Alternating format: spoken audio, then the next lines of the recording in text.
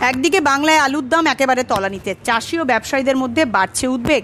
অথচ দেশের দক্ষিণের রাজ্যগুলিতে ছবিটা সম্পূর্ণ উল্টো। কেরালা, তামিলনাড়ু এবং অন্ধ্রপ্রদেশে আলুর দাম আকাশ ছোঁয়া। আলু কিনতে হিমশিম খাচ্ছেন সাধারণ মানুষ।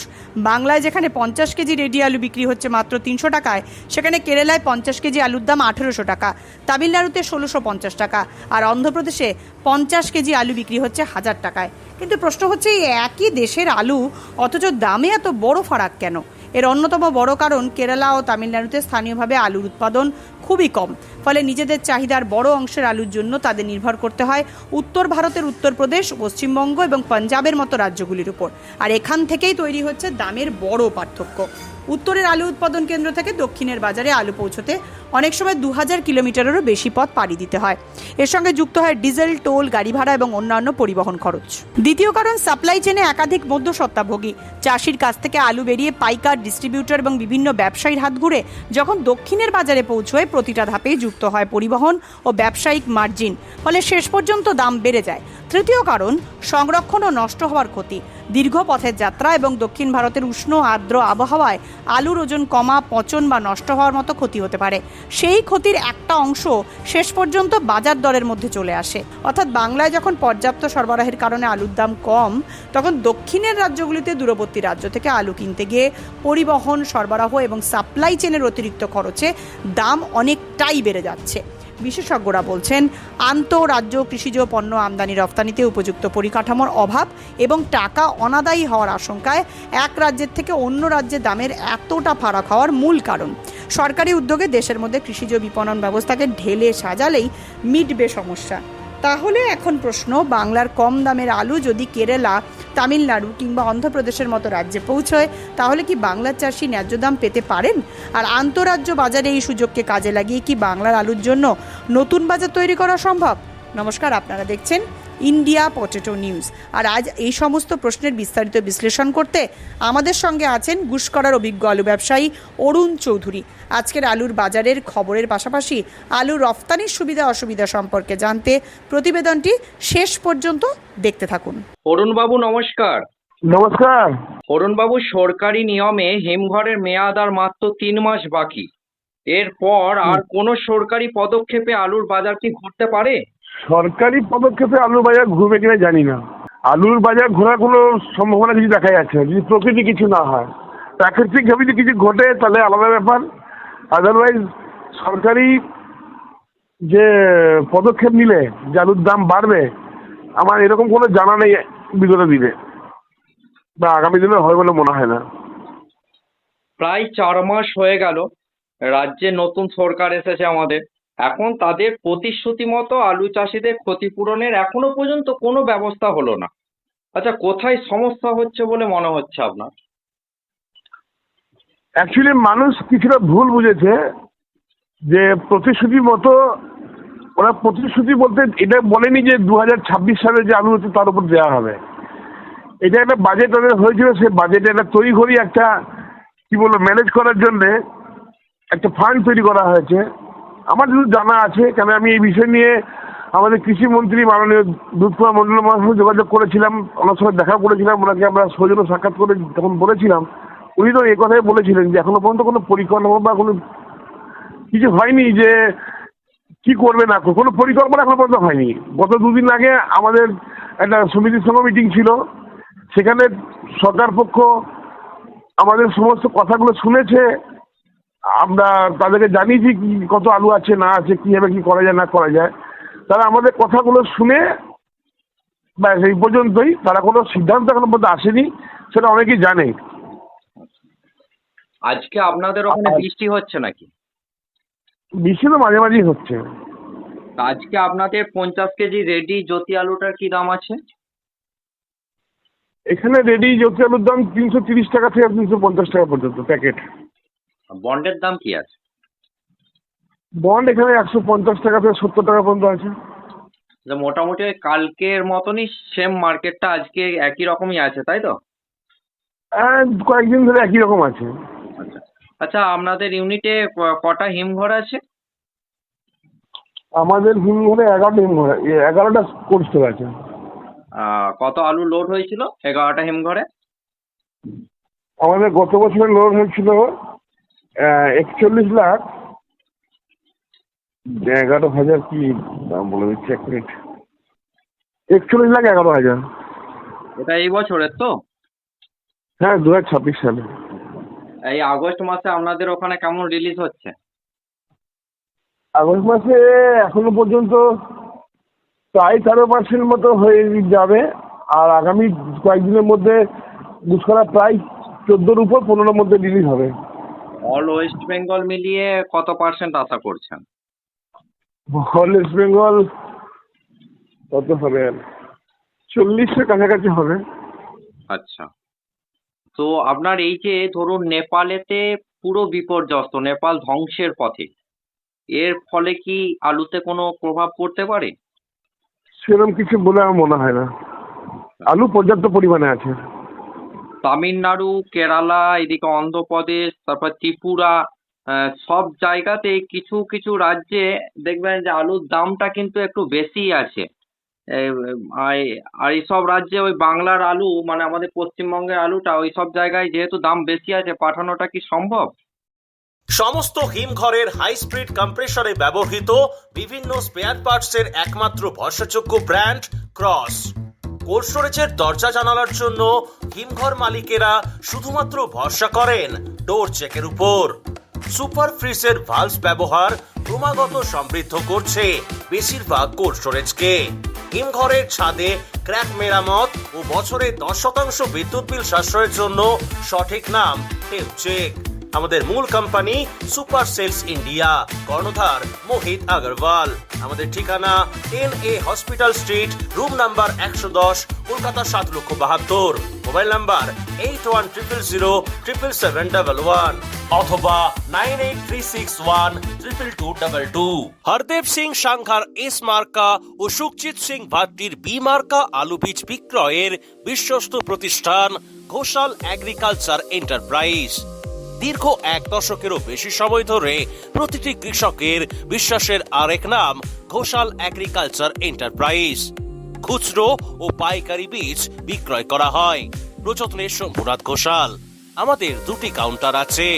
হরদেব সিং সাংঘার এস মার্কা পিওর কাউন্টার ধনিয়াখালী হল স্টেশনের কাছে ঘোষাল মার্বেল সন্নিকট, এবং সুখজিৎ সিং ভাটির বি মার্কা পিওর কাউন্টার বেলমুড়ি হাটতলা, হুগলি। এছাড়াও আমাদের বেলমুড়ি হাটতলার কাউন্টারে মাহিন্দ্রার কলম্বো আলু পাওয়া যায়। Mobile number 9434301523। Original Bhatti S, GS, KF, কেতন, JF, NAF, TF সহ বিভিন্ন নামি দামি উচ্চ ফলনশীল সেরা পাঞ্জাব আলু বীজ মানে তারকেশ্বরের সারদা আলু বীজ ভান্ডার। ITC টেকনিক ও হিমালিনী ও মাহিন্দ্রা কোম্পানির কলম্বা স্পেশাল বীজের সেরা পরিবেশক তারকেশ্বরের সারদা আলু বীজ ভান্ডার। প্রোপাইটার প্রদ্যুৎ কুমার দাস। ঠিকানা DC রোড, তারকেশ্বর নতুন bus stand, Hooghly. Phone number 9434011411 অথবা 9933442118। পাঞ্জাব বীজের উচ্চ গুণমান আর সঠিক দাম মানেই খুগার ফার্ম। দীর্ঘদিন ধরে আপনাদের বিশ্বস্ত পাঞ্জাবের সুপরিচিত আলু বীজ কোম্পানি খুগার ফার্ম। আধুনিক প্রযুক্তি দ্বারা জ্যোতি, পোকরাজ, হিমালিনী, চন্দ্রমুখী, S6 সহ সমস্ত রকমের উন্নত বীজ উৎপাদক খুগার বায়োটেক পশ্চিমবঙ্গের সব জায়গায় পাওয়া যায়। Khugar farm, Uggi, Jalandhar, Punjab. Mobile number 9814072077 অথবা 9814371317 অথবা 9914433799। ত্রিপুরা তো আমাদের নর্থ বেঙ্গল থেকে কিছু যাই, অন্ধ্র আমাদের সাউথ বেঙ্গল থেকেও যায় আলু। আর সব থেকে বড় কথা, আলুর মান ভালো না হলে অন্য জায়গায় পাঠানো যাবে না সব আলু। তো আপনাদের এই যে ভিন রাজ্যে আলু পাঠানোর ক্ষেত্রে একটা মূল সমস্যা হচ্ছে যে টাকা অনাদায়ী হওয়ার একটা আশঙ্কা থেকে যায়। আচ্ছা, এক্ষেত্রে কি কোনো রকম সরকারি ব্যবস্থা থাকা প্রয়োজন, আপনার কি মনে হয়? সরকারি ব্যবস্থা কি ওটা কি সম্ভব? কিন্তু আমরা চেয়েছিলাম, আমরা কয়েক জায়গায় বলেওছি, আমরা আমাদের গুসকরা ইউনিটের পক্ষ থেকেও বলেছি আমরা, যে অন্ততপক্ষে ভিন রাজ্যের যে আমাদের টাকা পড়ে আছে বা অনাদায় হয়ে আছে, সেইখানে যদি কোনো সরকারি বা প্রশাসনিক সহযোগিতা আমরা পাই, তাহলে আশা করছি আমরা আমাদের টাকা হয়তো ফেরত পেতে পারি। সেরকম যদি কোনো উদ্যোগ হয় সরকারিভাবে যে ঠিক আছে বাংলার যারা ব্যবসায়ী আছে ভিন্ন যারা টাকা আটকে রেখে দিয়েছে তাদের বিরুদ্ধে যদি কোনো অভিযোগ আছে তারা যদি দ্রুত পদক্ষেপ নেয় প্রশাসনিকভাবে তো অনেকটা বন্ধের পক্ষে তারা বিহার বা উড়িষ্যা বা ঝাড়খণ্ডের দিকে যারা ব্যবসায়ী যারা অসাধু ব্যবসায়ী তারা অন্তত ভীত হয়ে টাকা ফেরত দেওয়ার মানসিকতা রাখবে এটা আমার ধারণা। সেই নিয়ে আমরা বলেছি কয়েক জায়গাতেও, এখন দেখা যাক সময় বলবে। এখন বর্তমানে বাজারের মধ্যে পেঁয়াজের দামটা কিন্তু বেশি আছে। তো আমাদের পশ্চিমবঙ্গে যদি পেঁয়াজ চাষের করা হয় বা পশ্চিমবঙ্গে পেঁয়াজ চাষ করার সম্ভাবনাটা কিরকম আছে? পেঁয়াজের দামটা বেশি হওয়ার কারণ যেটা পেঁয়াজের মেন জায়গা হচ্ছে মহারাষ্ট্র। সেখানে গত বছর এই বছরের যে পেঁয়াজটা ছিল সেটা বৃষ্টিতে অনেক নষ্ট হয়ে গেছে এবং যে পেঁয়াজগুলো স্টক করা ছিল সেগুলো অনেক পচে যাওয়ার মতো অবস্থা হয়েছে, যার ফলে পেঁয়াজ যে এখন যে দামটা বেড়েছে এই দাম আবার যখন তখন কমে যেতে পারে। না আমি বলছি এবার এই পেঁয়াজের দাম থেকে বাংলায় পেঁয়াজের চাষ উত্তরোত্তর বেড়েই চলেছে, কমেনি, এবং পেঁয়াজে ভালোই লাভ পায় চাষিরা। আমি বলছি পেঁয়াজের চাষটা যদি বাড়ানো হয় বা বাড়তে পারে কি আগামী দিনে? পেঁয়াজ চাষ বাড়বে এখানে, আমাদের বাংলায় পেঁয়াজের চাষ বাড়বে।